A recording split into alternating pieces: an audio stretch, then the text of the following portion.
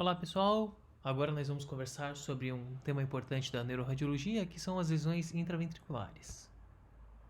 A gente começa nossa aula com 4 lesões à primeira vista parecidas, porque todas elas têm como característica a situação intraventricular, né? Mas daí a gente vai vendo ao longo das aulas que, baseados em algumas peculiaridades, a gente consegue estreitar o diagnóstico diferencial e fazer um diagnóstico mais acertado. Então, como sempre, lesões parecidas, mas as sutilezas ajudam a gente a fazer um diagnóstico mais preciso. Bem, a lista de lesões intraventriculares é bastante extensa, eu obviamente não vou esgotar o assunto nessa aula, nem vou falar de todas que estão presentes aqui nesse slide, mas aqui são só alguns dos mais importantes. Eu vou ficar basicamente na primeira metade, que são esses aqui, e a gente vai falar um pouquinho de xantogranuloma do plexo coroide, mas conhecendo esses diagnósticos aqui, a gente já vai estar bem munido para poder fazer o diagnóstico das lesões intraventriculares. Basicamente, o raciocínio diagnóstico, como em quase todas as lesões expansivas do sistema nervoso central, é, em termos de composição, se é uma lesão sólida ou cística, tentar definir a origem, certo? Ela se origina do ventrículo, mas ela tem relação com a parede do ventrículo, com o plexo coroide ou com o septo pelúcido. Se a gente conseguir definir esse tipo de relação, isso já vai ajudar a gente. E também a faixa etária, como todas as neoplasias do sistema nervoso central, do corpo humano. Se a gente está vendo paciente adulto, paciente criança, isso também ajuda a gente a raciocinar. Começando pelo ependiomoma, então. O ependiomoma é uma neoplasia glial que se origina das células que revestem os ventrículos e o canal central da medula espinhal. Lembrando das aulas de neuroanatomia e de histologia, as células de epêndima são aquelas que atapetam a superfície interna do ventrículo e do canal central da medula espinhal, né? E elas dão origem a essa neoplasia. Justamente por isso elas podem ocorrer em qualquer local do neuroeixo, são mais frequentes na fossa posterior, mas pode acontecer também acima do tentório. E lembrar que acima do tentório, às vezes, elas são extraventriculares. A gente tem ependimomas nos hemisférios cerebrais, e 10% das vezes acontece no medula espinhal, que também é um assunto específico para a gente falar de neoplasias da medula, sendo que o ependimoma é uma das mais comuns. Pode acontecer em qualquer faixa etária, tem na faixa etária pediátrica também é importante a gente se lembrar desse diagnóstico, porque 1/3 dos tumores acontece em crianças bem jovens, né? Tem crianças abaixo de 3 anos de idade. Algumas características de imagem que falam a favor desse diagnóstico. Na tomografia, que geralmente é o primeiro exame para todas as lesões que a gente vai ver ao longo da aula, é uma lesão sólida com realce variável, tanto hipo quanto hipervascular. Pode ter cistos, hemorragia e calcificações. Então, geralmente vai ser uma lesão tanto quanto heterogênea. E a ressonância magnética basicamente vai mostrar essas mesmas características. Então, a gente vê aqui nessa tomografia uma lesão expansiva que alarga o quarto ventrículo. Nesse outro paciente, um aspecto similar, veja como o quarto ventrículo está alargado. E o que caracteriza nesse caso são as calcificações. Nesse outro caso aqui, a gente tem o conteúdo hiperdenso, conteúdo hemático. Então, a presença de hemorragia e a presença de calcificações já faz a gente pensar nesse diagnóstico do ependimoma. Na ressonância magnética, nós temos achados parecidos. Então, aqui a gente tem uma sequência ponderada em flare, T2, um termo pós-contraste e uma difusão. No FLAIR a gente vê que ela tem um alto sinal relativamente homogêneo. No T2 a gente vê que tem algumas áreas de mais alto sinal, com aspecto cístico no seu interior. E a gente vê que ele tem um realce bastante apreciável, né? Então uma lesão quase dá para considerar como hipervascular. Não é muito homogêneo. E quando a gente olha a restrição à difusão, a gente não tem uma restrição muito acentuada. A gente vai ver que isso é importante em termos de diagnóstico diferencial. Agora, uma característica que quando a gente encontra ajuda bastante a diagnosticar isso como ependioma é essa relação da lesão com as vias de saída do quarto ventrículo. Então a gente vê que tem uma lesão que ocupa e expande o quarto ventrículo, mas veja como ela se molda e ela passa através do forame de imagem D para a cisterna magna. E aqui no outro corte a gente vê que a lesão também ocupa o quarto ventrículo, mas ela se molda através do forame de Luschka, indo em direção à cisterna do ângulo ponto cerebelar. Então, quando a gente tem essa lesão sólida com aspecto plástico, com aspecto que ela vai se disseminando através dos orifícios de saída dos ventrículos, isso também é muito sugestivo do ependimoma. Ele é como se fosse, faz um aspecto como se fosse uma pasta de dente que vai se moldando e saindo através das vias de saída que vão para as cisternas da base. Quando você tem essa característica, isso também fala muito a favor do ependiomoma, que não é uma característica que a gente costuma ver nas outras neoplasias do interior dos ventrículos. Então esse aspecto aqui sugere bastante esse tipo histológico. Vocês percebem que naquela listinha eu não coloquei o meduloblastoma, porque o meduloblastoma, apesar de ser também uma lesão extremamente importante da fossa posterior, somente da fossa posterior da criança, hoje em dia existem subtipos histológicos, então dá para fazer uma aula só de meduloblastoma, por isso que eu não trouxe nessa aula de hoje. Mas como essas duas neoplasias podem ser vistas no encéfalo de crianças jovens, eu coloquei pelo menos esse slide aqui para fazer uma diferenciação entre o ependimoma e o meduloblastoma. Basicamente, são vários sinais, mas um deles que ajuda bastante é a questão da restrição à difusão. Lembrar que o meduloblastoma é uma lesão hipercelular com uma forte tendência à restrição à difusão. Então, quando você vê uma lesão no interior do quarto ventrículo, uma criança pequena, está em dúvida se é ependioma, se é meduloblastoma, não conseguiu definir bem a plasticidade, sempre dá uma olhadinha na restrição à difusão. Esse aqui é um mapa de ADC, a gente vê como tem áreas bastante escuras que sugerem hipercelularidade, restrição à difusão. Só esse aspecto de uma acentuada restrição à difusão já vai puxar mais para o meduloblastoma. Então essa é só uma dica quando vocês estão em dúvida. Obviamente existem vários outros aspectos que a gente vai conversar sobre meduloblastoma, mas isso é um tema para uma outra conversa. Só queria colocar aqui esse parênteses. Então, o que ajuda a gente a raciocinar é ependimoma? É uma lesão frequentemente associada a crianças no assoalho do quarto ventrículo, tem essa tendência a se propagar através dos forames de Luschka e dos forames de Magendie, e como diferencial, lembrar sempre do meduloblastoma, principalmente nessa faixa etária de crianças jovens. A restrição à difusão ajuda bastante nesse diagnóstico diferencial. Passando agora para um parente do ependimoma, que é o subependimoma. Subependimoma é uma neoplasia grau 1 da OMS, que a gente não costuma ver tanto na criança. A gente costuma ver mais em indivíduos mais velhos, indivíduos de meia idade. Pode ser um achado incidental no paciente que vem fazer exame por outro motivo, ou pode se apresentar também como hidrocefalia obstrutiva. A gente viu que o ependimoma, uma das localizações mais frequentes é o quarto ventrículo da criança, mas o subependimoma também pode se apresentar nessa topografia, geralmente perto ali do forame de Magendie, perto da via de saída do quarto ventrículo, treinando para a cisterna magna. Se você vê essa lesão aqui na fossa posterior de um adulto, seja sintomático, seja com hidrocefalia, pegando tanto o sistema ventricular supratentorial quanto o quarto ventrículo, tem que lembrar do subependimoma. Algumas características de imagem que ajudam a gente a pensar nesse diagnóstico. O subependimoma geralmente tende a ser homogêneo no T1 e no T2 ele é um pouco mais heterogêneo, então ele não é tão liso quanto a gente costuma ver no T1. Geralmente ele brilha no T2 e no flare. Então a gente tem aqui um flare, uma lesão no interior do ventrículo lateral direito, não é no interior do quarto ventrículo. Veja que no flare ela é bem delimitada, mas tem um aspecto heterogêneo, um pouco mais alto o sinal na periferia, um pouco mais baixo no centro. Aqui a gente tem uma sequência T2 estrela para procurar depósitos de hemosiderina na classificação. Tem alguns pequenos foquinhos que podem representar esses depósitos, nada muito exuberante. Mas talvez a característica que mais ajude a gente no diagnóstico do subependimoma é que ele é caracteristicamente hipovascular. Então ele não tem realce ou tem mínimo realce, quase indetectável. Quando você tem uma lesão com essas características, isso fala muito a favor do subependimoma. Como eu já falei para vocês, a localização quarta é o quarto ventrículo clássica, é o quarto ventrículo do adulto, mas aqui a gente tem uma lesão no ventrículo lateral, só para ver que nem sempre é assim. Mas lembrar quando você tem essa lesão interventricular hipovascular, principalmente se for no quarto ventrículo, sempre lembrar do subependimoma que tem essa predileção pelos adultos. Só exemplificando para vocês. Então aqui a gente tem um T1 pré-contraste e um T1 pós-contraste.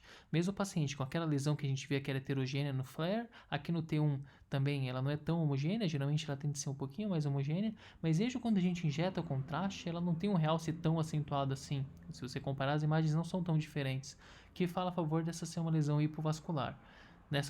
Com essas características, tem que sempre lembrar do subependimoma. Daqui eu trouxe um outro exemplo para vocês numa localização mais clássica, que é no interior do quarto ventrículo. Então aqui a gente vê que essa lesão cresce no interior e oblitera o quarto ventrículo. E olha só como ela não dá para ir a ferro e fogo, né? Essa aqui ela tem algumas áreas de realce pelo contraste, mas veja que não é um realce muito exuberante, não é uma lesão hipervascular. Então tem essa tendência a não realçar ou quando realçar, realça pouco. Então, só revisando, lembrar que o subependimoma mais comum é no quarto ventrículo do encéfalo do adulto.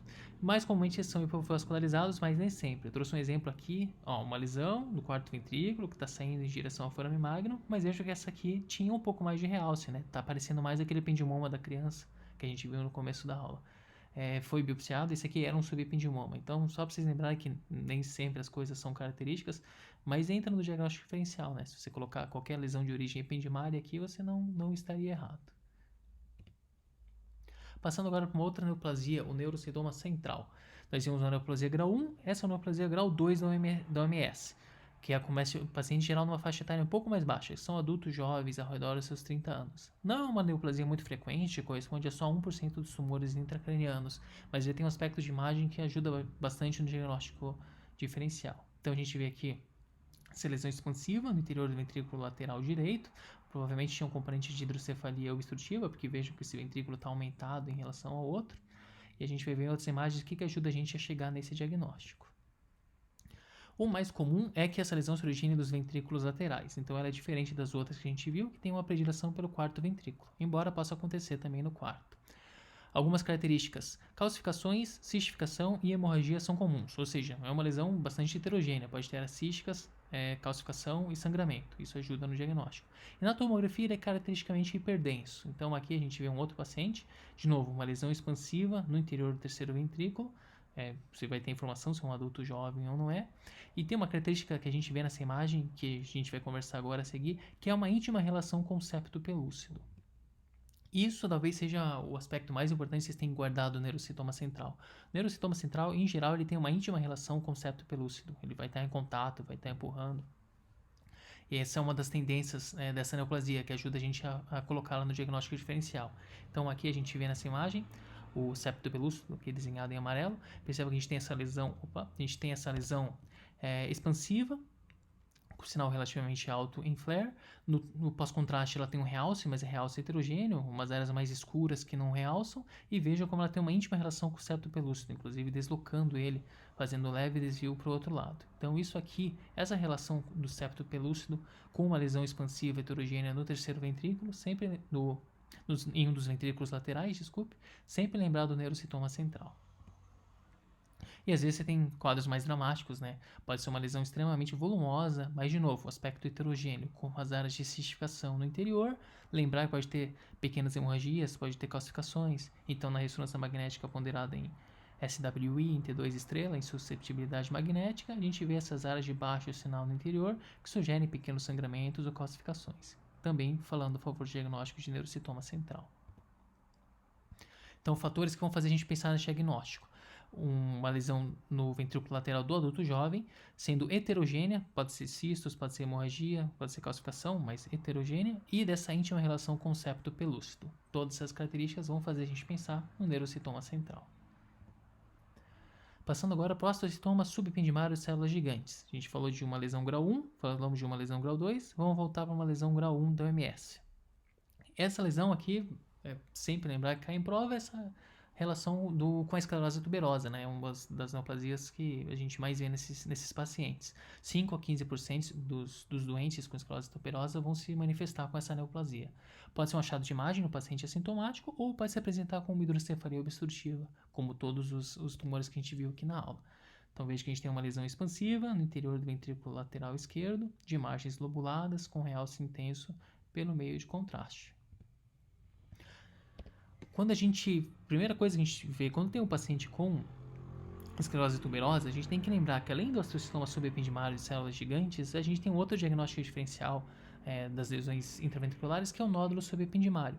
Esses pacientes, eles, como parte da doença, têm esses nódulos subependimários, que são nódulozinhos que protruem para a superfície do ventrículo, que não são uma neoplasia clinicamente significativa, né, como o osteocitoma subependimário.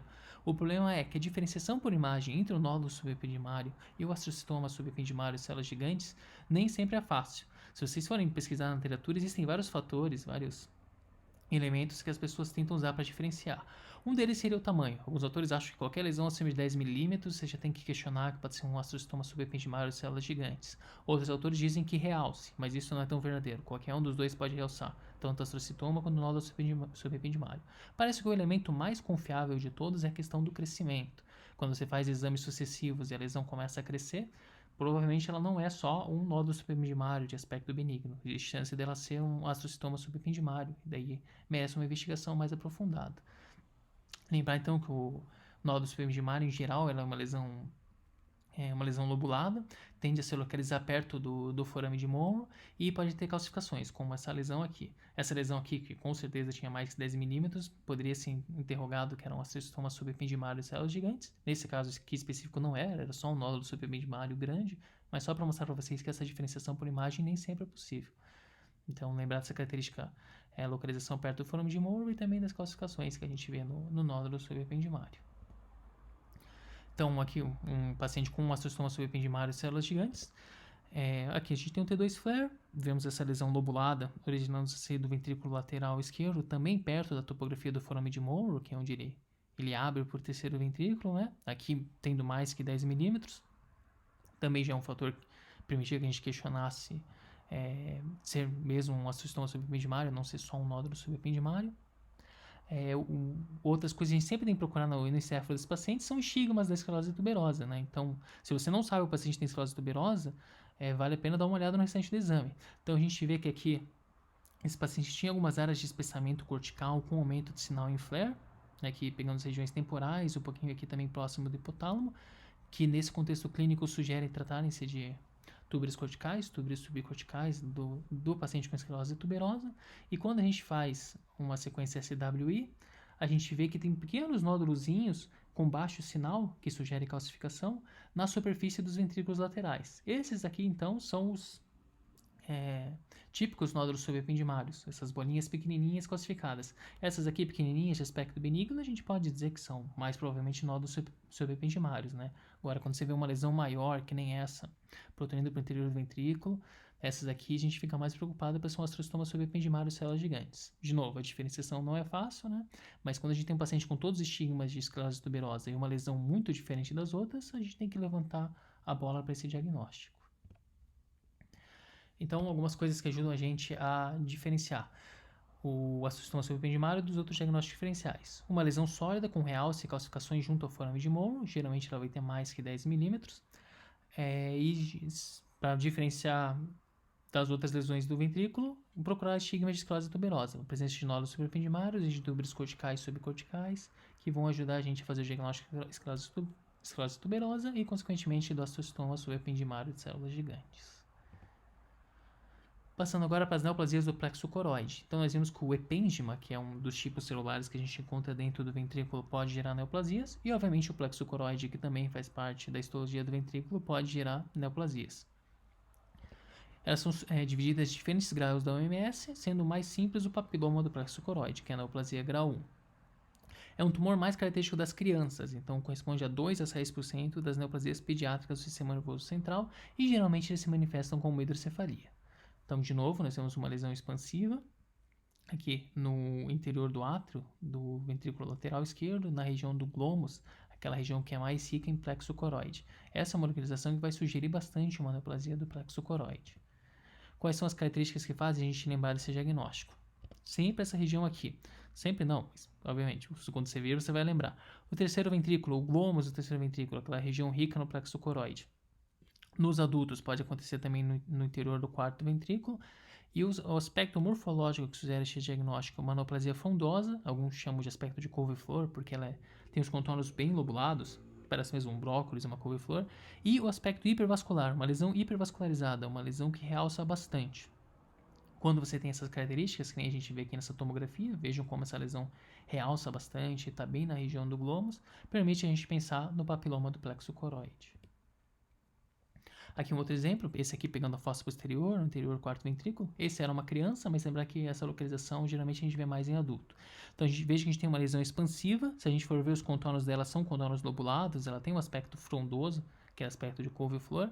Quando a gente injeta contraste, veja que ela tem um realce bastante intenso. Então uma lesão hipervascular no interior do ventrículo de uma criança, sempre colocar a neoplasia do plexo coroide no diagnóstico diferencial.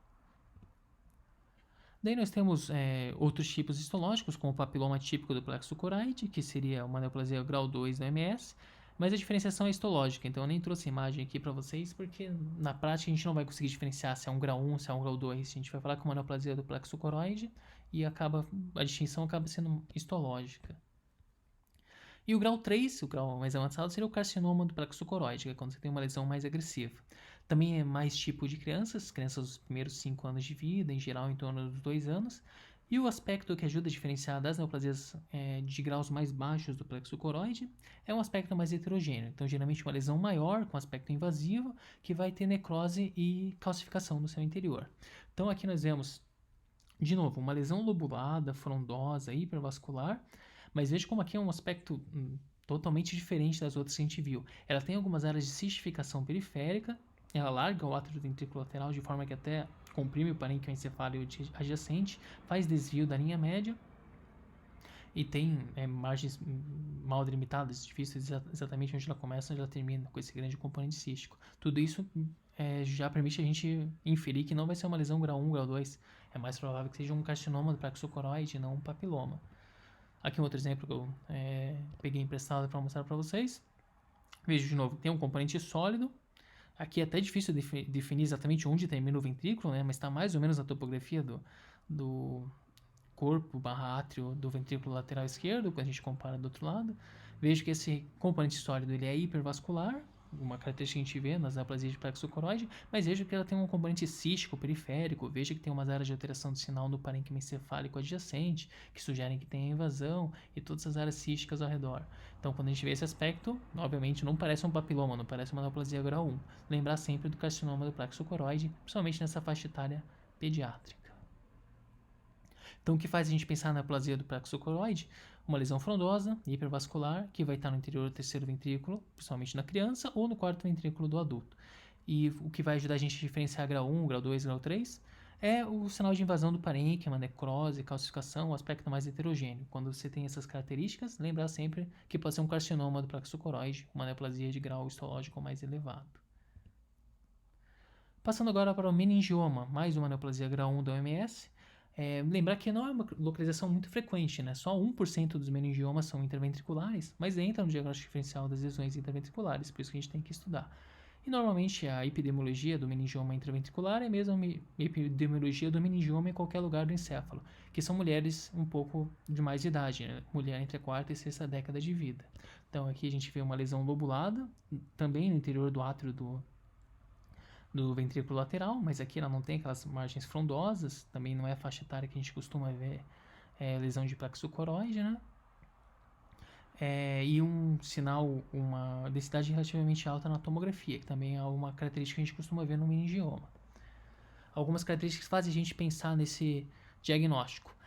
A localização geralmente é essa aqui mesmo, o trígono dos ventrículos laterais. Na tomografia costuma ser como meningioma em qualquer parte do encéfalo. Ele é iso ou levemente hiperdenso em relação ao córtex e quando você injeta com taxa ele tem um realce intenso, porém homogêneo. E pode ter calcificações na metade dos casos, como é o meningioma em qualquer parte do corpo. Ou seja, você pega a imagem do meningioma de convexidade, meningioma da base do crânio, e coloca dentro do ventrículo, geralmente bem delimitado, iso ou hipodenso no pré-contraste, com realce homogêneo pelo contraste. Nessa localização aqui mais sugestiva, que é o átrio do ventrículo lateral. Aqui uma ressonância magnética dessa mesma paciente, então a gente vê aqui no flare essa mesma lesão bem delimitada, com sinal intermediário, um pouco de edema do parênquima ao redor, lembrar que esse edema ao redor do parênquima é uma característica que a gente vê no meningioma, né, independentemente da localização. Quando injeta contraste, veja que ele realça de forma homogênea. Lembrar que a neoplasia do plexo coroide também realça bastante, mas geralmente na mais lobulada, numa faixa etária mais jovem. E na tomografia, ela tinha esse aspecto levemente hiperdenso. Então, todas essas características falam a favor que se trate mesmo de um meningioma. Então, o que ajuda a gente a pensar, em resumo, lesão sólida, realce homogêneo, localização trígono do ventrículo lateral e a epidemiologia, uma mulher de meia idade. Quando tem calcificação, também fala a favor, como é o meningioma em qualquer parte do encéfalo. Metástase também é um diagnóstico diferencial que a gente não pode esquecer. Metástase pode acontecer em absolutamente qualquer lugar do corpo e os ventrículos não estão livres. Claro que é um sítio incomum, não é algo que a gente veja no dia a dia, né? Menos de 10% das metástases do encéfalo são para o interior dos ventrículos. E várias neoplasias podem fazer esse padrão de disseminação. No adulto, mais comum é o carcinoma de células renais e o carcinoma de câncer de pulmão. Geralmente, quando a gente tem essas metástases em lugares atípicos, o rim sempre entra nos seus diferenciais. Vocês vão vendo conforme vocês forem estudando que o rim é sempre traiçoeiro nas metástases. E na criança também alguns outros tumores, como neuroblastoma, Wilms e retinoblastoma. Então aqui a gente tem uma lesão expansiva no interior do corpo, do ventrículo lateral. Vejo que tem uma íntima relação também com o plexo coroide, dá uma deslocada. Alguém poderia até pensar no neurocintoma central nesse caso, né? Tendo só a imagem. Nesses casos, a história clínica é fundamental. Características que vão ajudar a gente a diferenciar a localização, né? Geralmente também tem uma predileção pelo átrio, na região dos plexos coroides, porque onde tem uma vascularização que permite que a lesão chegue por disseminação hematogênica, mas geralmente é a história clínica que vai ajudar a gente, né? O paciente já tem uma história de neoplasia conhecida e geralmente são lesões múltiplas, né? Então você pode ter lesão no interior do ventrículo, mas também é frequente que o paciente tenha lesão no parênquima encefálico, né? Múltiplas lesões, algumas dentro do ventrículo, outras fora, a gente vai pensar em metástase. Isso também ajuda a gente a fazer essa diferenciação. Nem sempre é fácil, porque a imagem pode ser parecida com neoplasias primárias do ventrículo, do sistema nervoso central, mas quando a gente tem dados clínicos para ajudar, é mais fácil chegar nesse diagnóstico. E agora, por fim, a gente falou basicamente só de neoplasia, né? Eu trouxe uma alteração benigna que entra no diagnóstico diferencial, que é importante a gente ter em mente para não ficar supervalorizando um achado simples, né? Que é o xantogranuloma do plexo coroide. É um achado frequente, assintomático, a gente vê quase todo dia, né? Não é muito comum, é 7% dos adultos, mas quem lada muito crânio acaba vendo. Em geral, ele é bilateral. Basicamente, o que acontece é uma infiltração de células mononucleares ricas de lipídio na região dos glomos dos plexos coroides, né? Então, o que a gente enxerga são essas lesões hipodensas ovaladas na região do átrio do ventrículo lateral. Veja quantas lesões diferentes gostam dessa topografia, né? Mas veja que é uma lesão hipodensa, porque densidade de gordura, bem escuro, né? E uma característica bem sugestiva é que ela desloca as calcificações do plexo coroide para a periferia. E geralmente ela é bilateral. Então, não tem cara de neoplasia, né? Não é uma lesão expansiva, infiltrativa, é diferente das outras que a gente viu, uma densidade mais baixa que desloca as calcificações periféricas e bilateral, né? Tudo isso já faz a gente pensar numa causa benigna, que é o xantogranuloma de plexo coroide. Na tomografia, eles podem ser também imperceptíveis. Eu trouxe casos aqui para vocês mais fáceis de ver, mas às vezes a gente acaba nem vendo mesmo no exame, né? Porque pode ser isodensa ao plexo coroide. O que ajuda a gente é esse aspecto de deslocamento das calcificações que eu comentei com vocês, né? Quando eles dão uma empurradinha para a periferia. Na ressonância magnética, chama um pouco mais atenção porque geralmente eles brilham um pouco, eles têm um aspecto que é quase cístico, né? No flare ele mantém um alto sinal mesmo, o resto do líquor suprime, mas o xantogranuloma ele continua brilhando, e a difusão ajuda muito. A difusão ele salta bastante nos nossos olhos porque ele tem um alto sinal na difusão. Então aqui umas imagens de ressonância para mostrar para vocês. Veja que no T2 tem essas lesões ovaladas na topografia dos glomos. Quando a gente faz o flare, ela suprime, mas não suprime totalmente. Veja que ainda tem umas áreas de aumento de sinal, ele ainda fica hiper em relação ao restante. E na difusão, veja como ele salta aos nossos olhos.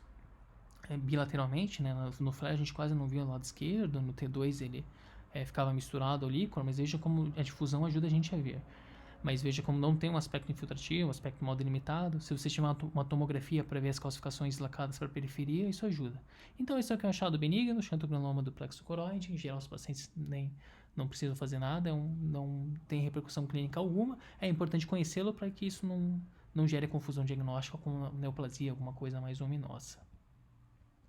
Então, o que vai fazer a gente pensar no diagnóstico? Um aumento bilateral dos átrios dos plexos coroides, que não suprime completamente no flare, brilha na difusão. E lembrar que isso não tem significado patológico, não precisa fazer nada. E tem alguns radiologistas que nem colocam isso no relatório, de tanto que vem, né? Porque é para não gerar nenhum tipo de preocupação.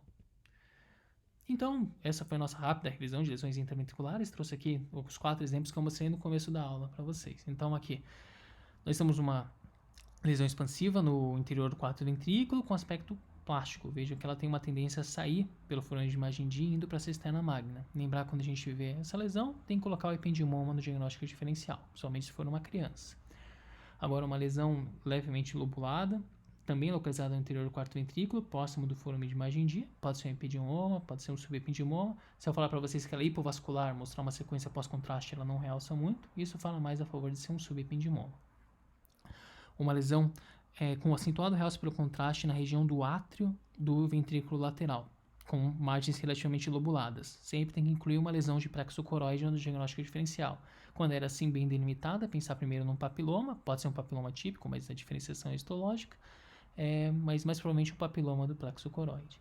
E essa outra lesão, no interior do terceiro ventrículo, heterogênea, grande, com algumas áreas de cistificação, relativamente mal delimitada, e que empurra, desloca, a gente quase não vê o septo pelúcino, ou seja, íntima relação com o septo pelúcino, lembrado do neurocitoma central. E é isso que eu tinha para falar para vocês, pessoal. Obrigado pela atenção e até a próxima.